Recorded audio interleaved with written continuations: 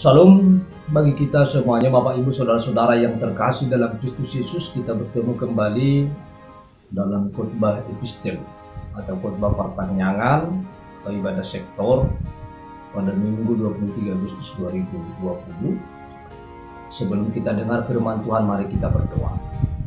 Tuhan Allah Bapa kami yang di surga, kami akan mendengar firman-Mu. Penuhilah hati kami dengan Roh-Mu yang kudus, sehingga kami dapat mendengar firman-Mu dengan baik.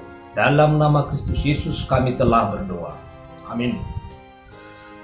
Bapak Ibu Saudara-saudara yang terkasih dalam Kristus Yesus, firman Tuhan epistel Minggu tanggal 23 Agustus 2020 diambil dari kitab Kejadian pasal 11 ayat 1 sampai ayat 9. Demikian firman Tuhan.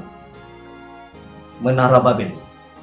Adapun seluruh bumi satu bahasanya dan satu logatnya, maka berangkatlah mereka ke sebelah timur dan menjumpai tanah datar di atas Sinear, lalu menetaplah mereka di sana. Mereka berkata seorang kepada yang lain, marilah kita membuat batu bata dan membakarnya baik-baik. Lalu bata itu dipakai mereka sebagai batu dan tergala-gala sebagai tanah liat.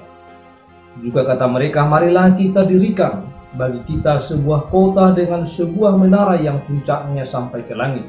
Dan marilah kita cari nama, supaya kita jangan terserak ke seluruh bumi.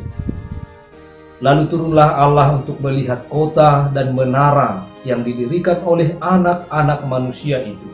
Dan ia berfirman, mereka ini satu bangsa dengan satu bahasa untuk semuanya. Ini barulah permulaan usaha mereka. Mulai dari sekarang apapun juga yang mereka rencanakan, tidak ada yang tidak akan dapat terlaksana. Baiklah kita turun dan mengacaubalaukan di sana bahasa mereka, sehingga mereka tidak mengerti lagi bahasa masing-masing. Demikianlah mereka diserahkan Tuhan dari situ ke seluruh bumi, dan mereka berhenti mendirikan kota itu.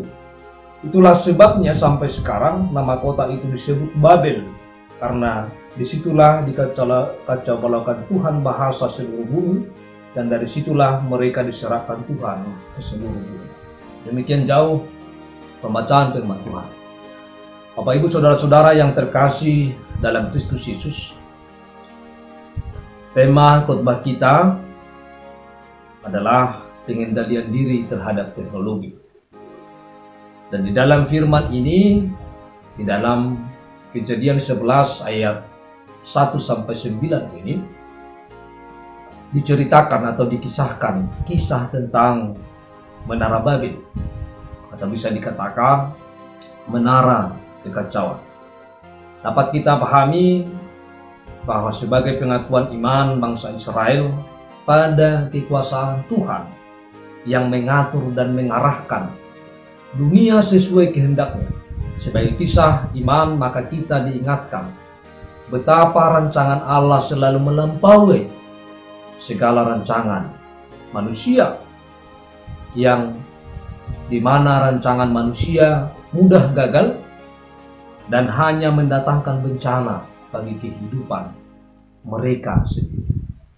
Saudara-saudara yang terkasih di dalam Kristus Yesus, segala usaha, kemampuan, dan kehebatan manusia akan terhenti sebab campur tangan Allah memandang apa yang terjadi di Menara Babel, bahwa perbuatan manusia tidak lagi sebagaimana yang diamanatkan, sebagaimana yang diperintahkan oleh Tuhan di dalam kehidupan manusia. Sebab Tuhan memerintahkan kepada manusia, beranak cuculah dan bertambah banyak, penuhilah bumi dan taklukkanlah itu. Saudara-saudara, bahwa dengan satu bahasa ini adalah menjadi kekuatan besar bagi manusia. Manusia mulai memikirkan apa yang penting dan menarik untuk reputasi dan untuk memuaskan diri sendiri, memuaskan keinginannya, memuaskan hasratnya. Inilah yang akan didirikan oleh manusia. Kehebatan manusia membuat manusia menjadi sombong.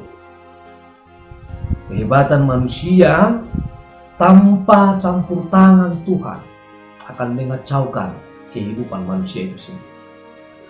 Bapak Ibu Saudara-saudara, perintis pertama untuk mendirikan Menara Babel yang dikatakan dalam Alkitab, dalam Kejadian 10 ayat 9 sampai 11 adalah namanya Nimrod. Kecakapan dan keterampilan teknis manusia dan teknologinya memungkinkan manusia mendirikan kota dengan menara yang puncaknya sampai ke langit. Mereka mau mendirikan Menara Babel sampai ke langit. Mereka juga berhasrat untuk mencari nama. Ya, mereka berhasrat untuk mencari nama khusus sebagai pembuktian bahwa mereka dapat berhasil membangun sesuatu yang tidak ada duanya, yang tidak ada tandingannya di tengah-tengah dunia ini. Kemampuan manusia tidak dapat dihentikan.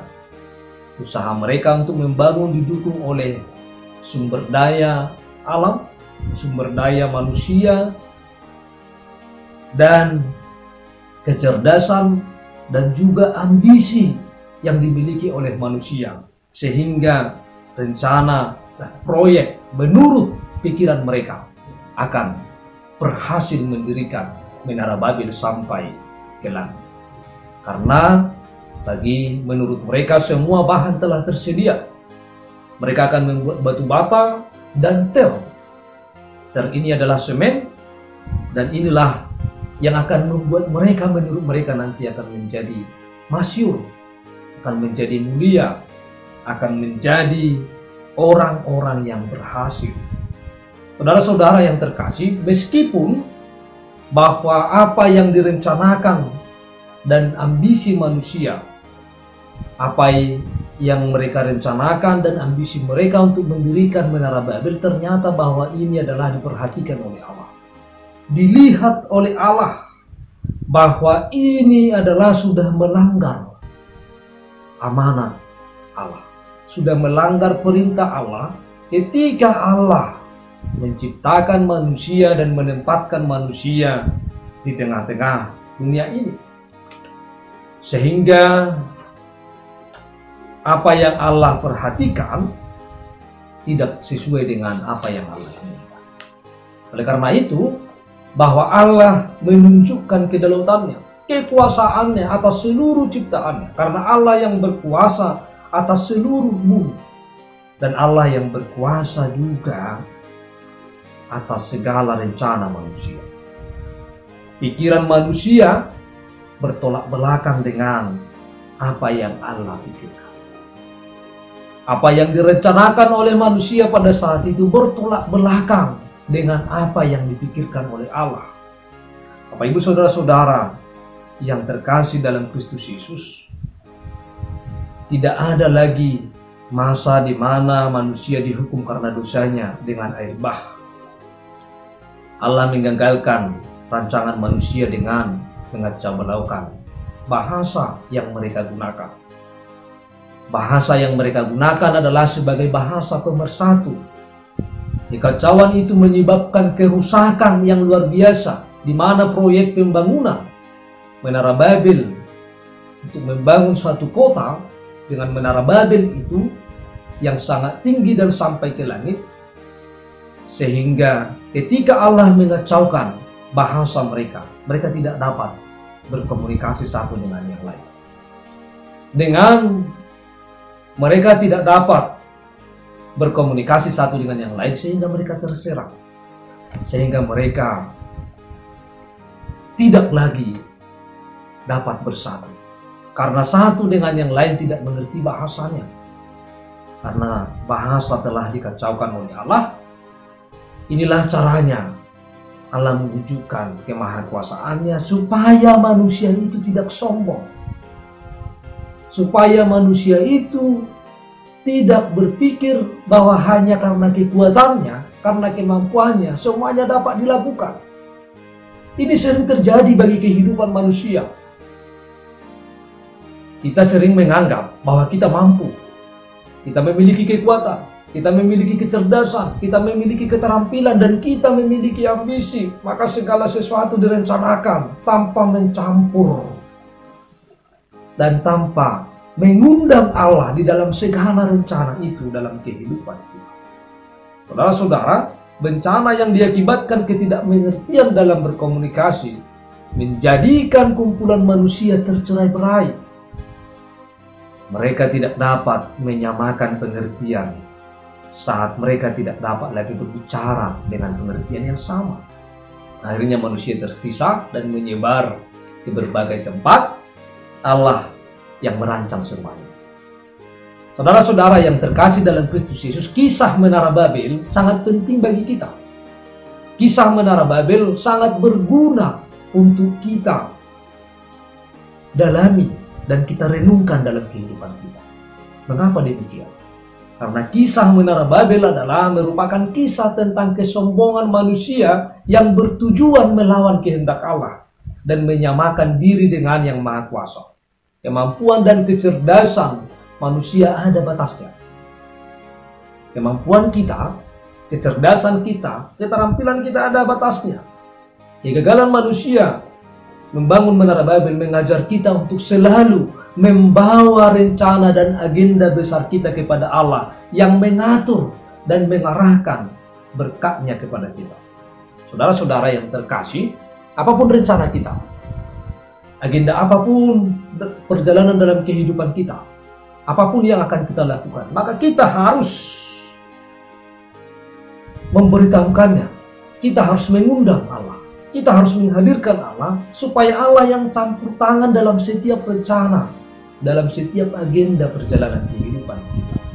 Sebab ketika kita tidak menyampaikan rencana-rencana kita kepada Allah, maka itu adalah satu kesombongan. Kita merasa bahwa kita mampu dan kita merasa kita sanggup untuk melakukan itu. Tetapi dalam kisah Menara Babel, kita diingatkan supaya apapun agenda kita dan apapun rencana besar kita dalam kehidupan ini, semuanya sampaikan kepada Allah. Semuanya adalah untuk dibawa dalam rencana Allah. Sebab rencana Allah jauh lebih indah, rencana Allah jauh lebih baik di dalam kehidupan kita daripada rencana kita sendiri. Kita sebagai manusia tidak boleh terjebak pada pikiran manusia yang selalu merasa dirinya hebat, selalu merasa dirinya memiliki kemampuan dan justru mendatangkan bencana itu bagi kehidupan kita. Kalau kita merasa bahwa kita hebat dan kita mampu dalam melakukan segala sesuatu, itu adalah mendatangkan bencana bagi kita. Saudara-saudara yang terkasih dalam Kristus Yesus, kemampuan manusia untuk berbahasa bukan untuk merancang yang jahat, sesuai dengan perintah Allah. Kemampuan manusia untuk berbahasa dan kemampuan manusia untuk menyatukan satu kesatuan bukan untuk merancang yang jahat dan menyampaikan ujaran kebencian di tengah masyarakat yang luas. Tetapi kemampuan kita berbahasa, semuanya itu adalah untuk kemuliaan bagi nama Tuhan. Sama dengan tema kita pada saat ini adalah pengendalian diri terhadap teknologi. Kemampuan kita untuk memakai teknologi, jangan kita pakai untuk merancang yang jahat. Jangan kita gunakan teknologi yang ada ini adalah mengujar kebencian, mengujar kebohongan. Jangan kita gunakan teknologi yang ada pada saat ini yang kita gunakan untuk menghina orang lain, untuk mengejek orang lain, untuk menyampaikan berita kebohongan, dan untuk bertengkar di dunia sosial. Tetapi mari kita jadikan, walaupun bahwa kemajuan zaman ini semakin maju dan semakin berkembang pada saat ini, mari kita buat itu adalah untuk kemuliaan bagi nama Tuhan. Menjadi segala sesuatu yang dapat mempermudah kita untuk lebih dekat kepada Tuhan. Mempermudah kita untuk hidup saling mengasihi. Komunikasi pada saat ini sudah sangat lancar melalui teknologi. Mari kita gunakan itu untuk mengasihi Tuhan Allah dan mengasihi sesama manusia. Untuk saling menolong, saling menopang satu dengan yang lain. Dan jangan lupa di dalam segala sesuatu untuk ikut mengundang Allah, menghadirkan Allah dalam setiap rancangan kita. Biarkan rancangan Allah terjadi dalam setiap kehidupan kita. Tuhan dapat membuat kita gagal dan jatuh jika kita sombong supaya kita hidup dalam kehendak. Oleh karena itu jangan kita sombong. Apa yang kita gunakan pada saat ini sebagai teknologi, mari kita kendalikan. Mari kita syukuri kemajuan teknologi ini, dan mari kita terima berkat Allah dalam setiap kehidupan kita melalui penyerahan diri kepada Tuhan dalam setiap rencana-rencana Tuhan. Oleh karena itu gunakanlah teknologi untuk hal yang baik. Gunakanlah teknologi yang ada pada saat ini untuk hal-hal positif, untuk memotivasi orang, untuk memberikan semangat bagi orang, dan untuk mengasihi sesama manusia. Bukan untuk mengujar kebencian, membuat berita bohong, menyampaikan hal-hal yang tidak baik di dunia sosial. Tetapi mari kita memberikan hal-hal yang positif, karena di dunia sosial itu semua orang melihat. Hal-hal yang positif yang kita buat akan dapat mempengaruhi orang untuk semakin dekat kepada Tuhan. Saudara-saudara yang terkasih, libatkan Tuhan dalam setiap rencanamu, rencana kecil dan rencana besar. Libatkan Tuhan supaya Tuhan yang akan melancarkan setiap rencana kita, tentu dengan yang seturut dan sesuai dengan kehendak Tuhan. Mari kita ingat dan renungkan menara Babel, karena kesombongan manusia Tuhan mengacaukan semua. Tuhan menggagalkan rencana itu. Libatkan Tuhan dalam setiap rencana kehidupan kita. Tuhan memberkati. Kita berdoa. Tuhan Allah Bapa kami yang di surga, kami telah mendengar firman-Mu. Jadikan kami sebagai pelaku-pelaku firman-Mu, supaya kami dapat melibatkan Tuhan dalam setiap rencana kehidupan kami, sehingga rencana kami seturut dan sesuai dengan kehendak-Mu. Dalam nama Kristus Yesus kami telah berdoa. Amin.